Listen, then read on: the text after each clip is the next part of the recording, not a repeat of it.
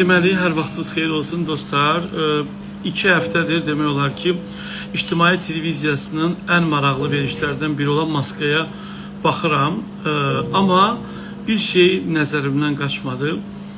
Bir neçə il bundan qabaq səhv etmirəmsə dostumuz Nigar Camal Şəbnəm Tovuzun adını çəkməklə bütün sosial medianı yazmağa vadar eləmişdi və bu günləri baxmayaraq ki, bu layihənin 1 milyon manatdan çox büdcəsi var bildiyimə görə və orada oturan dəyərli dostlarımız, sevdiyim insanlar münsiflərdədir. Bugün də bu layihə maraq toplamaq üçün Ofelia Şabanovanın, Kəmalə Günəşlinin, Şəbnəmin adları ilə bugün bütün medianı xəbər kimi zəbt edib.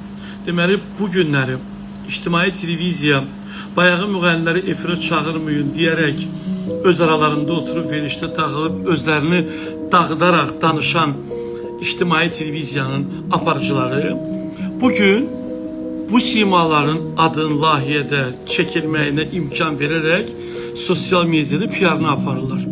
İndi gəlin danışaq. Əgər bu müğənnilər televiziya buraxılmamağını başta İctimai televiziya olmaqla Azərbaycan mədəniyyətini qorumaq lazımdır deməklə bu müğənnilər Azərbaycan mədəniyyətinə böyük bir zərbədir deyərək necə olur çəkilişlə həftələr öncə çəkilişli verilişdə İctimai televiziyada bu insanların adının çəkilməyinə imkan verirlər. Sizcə İctimai televiziya Ofelia Şabanovanı, Kəmalə Günəşlini, Şəbnəmi o layihəyə dəvət edərmi? Xeyr, etməz.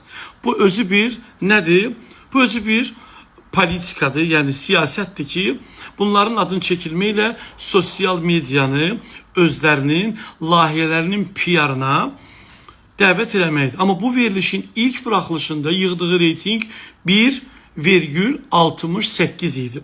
Yəni bu günləri bu verilişdən yazırlar yalnız Şəbnəmə görə, Ofelia Şabanovaya görə, Kəmalə Günəşliyə görə. Fakt faktlığında qalır. Amma layihə çox maraqlıdır.